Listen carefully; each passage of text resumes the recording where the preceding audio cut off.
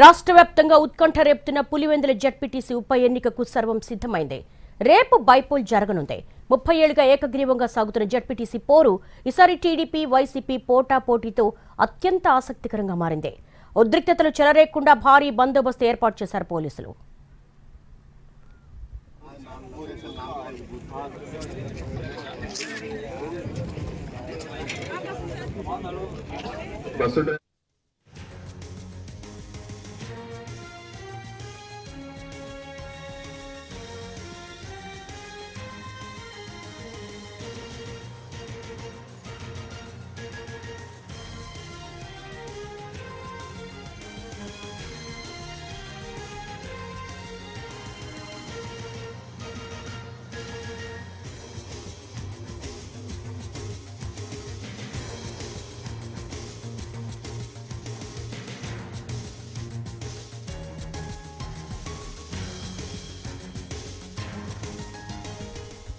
పులివెందుల్లో 5 పోలింగ్ కేంద్రాలుండగా అన్ని కేంద్రాలు సమస్యాత్మకమే. ఒంటిమిట్టలో 17 పోలింగ్ కేంద్రాలుండగా 4ంటిని సమస్యాత్మకంగా గుర్తించారు. 1000 మందికి పైగా పోలీసులతో బందోబస్తు ఏర్పాటు చేశారు. పులివెందుల్లో ఇప్పటివరకు 550 మందిపై బైండ్ ఓవర్ కేసులు నమోదు చేశారు. జడ్పీటీసీ ఉప ఎన్నిక చుట్టూ కొన్ని రోజులుగా పులివెందుల్లో ఉద్రిక్త పరిస్థితులు ఏర్పడ్డాయి. ఎన్నికల ప్రచారంలో వైసీపీ నేతలపై దాడులు జరుగుతున్నా వెనకడిగేసే ప్రసక్తే లేదని వైసీపీ నేతలు చెబుతున్నారు. నల్గొండ వారిపల్లిలో ఎన్నికల ప్రచారంలో ఉన్న ఎమ్మెల్సీ రమేష్ యాదవ్తో పాటు వైసీపీ నేత వేల్పుల రాముపై టీడీపీ నేతలు దాడికి దిగారు. ఈ దాడులకు సంబంధించి వైసీపీ టీడీపీ కార్యకర్తలపై కేసులు కూడా నమోదయ్యాయి. పులివెందుల ఒంటిమిట్ట జడ్పీటీసీ ఉప ఎన్నికల్లో ప్రజాస్వామ్యానికి చంద్రబాబు పాతరేస్తున్నారని వైసీపీ అధినేత జగన్ ఆరోపించారు. అధికార దుర్వినియోగం చేస్తూ స్వేచ్ఛాయుత వాతావరణంలో ఎన్నికలు జరగకుండా కుట్రలు చేస్తున్నారని జగన్ ట్వీట్ చేశారు. మొత్తానికి పులివెందుల జడ్పీటీసీ ఉప ఎన్నిక అత్యంత ఉత్కంఠగా మారింది. ఎలాంటి అవాంఛనీయ ఘటనలు జరగకుండా పోలీసులు భారీ ఎత్తున భద్రతా ఏర్పాట్లు చేశారు.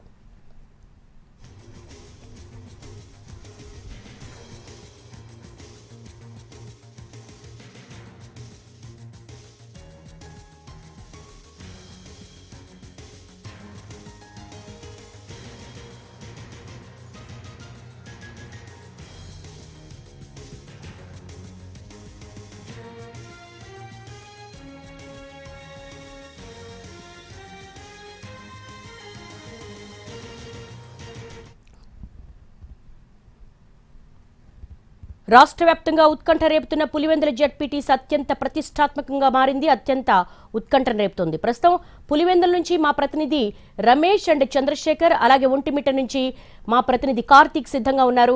మొదట మనం రమేష్ దగ్గరికి వెళ్దాం. పులివెందుల్లో సిచ్యువేషన్ ఏ విధంగా ఉంది? చాలా హోరాహోరీగా ప్రచారం నిర్వహించారు. అత్యంత సమస్యాత్మక ప్రాంతాలు కూడా.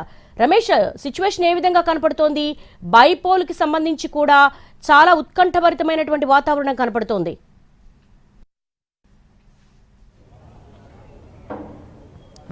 దేవి, ఎన్నికల ప్రచారం అంటే జడ్పీటీసీ ఎన్నికల నోటిఫికేషన్ ప్రారంభమైనటువంటి కూడా పులివెందులో ఒక హై టెన్షన్ వాతావరణం అయితే నెలకొని ఉందని చెప్పవచ్చు. ఎందుకంటే ఎన్నికల ప్రచారంలో వైసీపీ టీడీపీ రెండు కూడా పోటాపోటీగా ఎన్నికల ప్రచారం నిర్వహించాయి. అంతేకాకుండా ఒకరిపై ఒకరు ఆరోపణల వర్షం చేసుకున్నారు. అంతేకాకుండా టీడీపీ నేతలు వైసీపీ నేతలపై దాడులు చేశారు. సో ఇంతటి ఉత్కంఠత పరిస్థితుల మధ్య ఇప్పుడు ఆఖరి ఘట్టానికి చేరుకుంది. ఎందుకంటే రేపు జరగబోతున్నటువంటి పోలింగ్ ప్రక్రియ.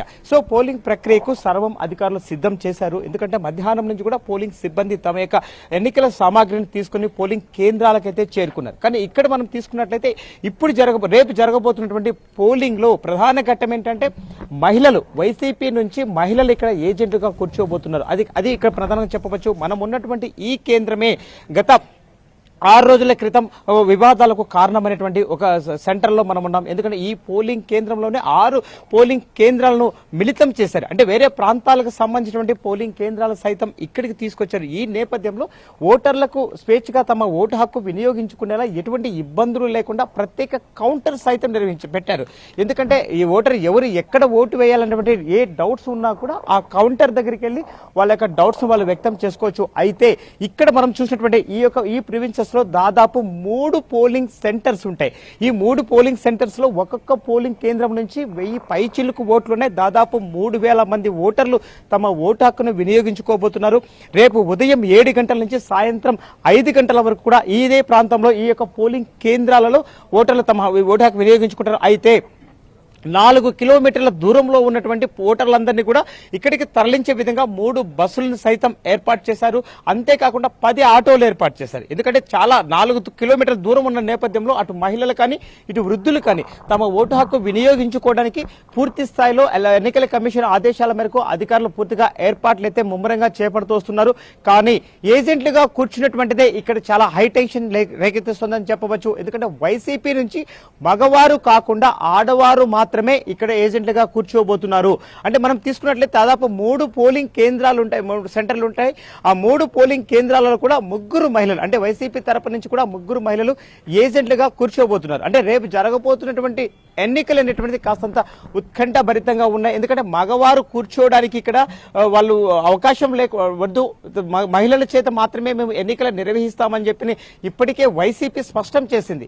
ఆ నేపథ్యంలో మహిళలే ఇక్కడ ఏజెంట్లుగా కూర్చోబోతున్నారు. అంటే గతంలో ఇక్కడ జరిగినటువంటి ఘర్షణల నేపథ్యంలో వైసీపీ కూడా ఒక కొత్త ఎత్తుగడను మొదలుపెట్టిందని చెప్పవచ్చు. ఎందుకంటే అటు వైసీపీ టీడీపీ మనం తీసుకుంటే వైసీపీ నుంచి మాజీ జెడ్పీటీసీ కుమారుడు మహేశ్వర్ రెడ్డి ఎన్నికల బరిలో ఉన్నాడు. అదేవిధంగా టీడీపీ నుంచి పులివెందుల టీడీపీ ఇన్ఛార్జ్ సతీమణి లతారెడ్డి ఇక్కడ ఎన్నికల బరిలో ఉంది. సో ఇద్దరి మధ్య కూడా పోటాపోటీ ఎన్నికల ప్రచారం జరిగింది. కాబట్టి రేపు జరగబోతున్నటువంటి ఎన్నికల్లో కూడా ఏజెంట్లను ఎవరిని ఇబ్బంది పెట్టకుండా ఉండాలి అంటే మహిళలైతేనే ఖచ్చితంగా ఆ స్థానానికి న్యాయం చేస్తారని కూడా వైసీపీ భావిస్తోంది. బట్ టీడీపీ మాత్రం అటు మహిళలు ప్లస్ ఇటు పురుషులు, సో ఇద్దరిని కూడా ఏజెంట్గా కూర్చోబెట్టడానికి ప్రయత్నాలు అయితే జరుగుతున్నాయి. ఇప్పటికే ఎన్నికల సంబంధించిన ఆర్ఓ ఈ కేంద్రాన్ని ఇప్పుడే పరిశీలించి వెళ్ళాడు.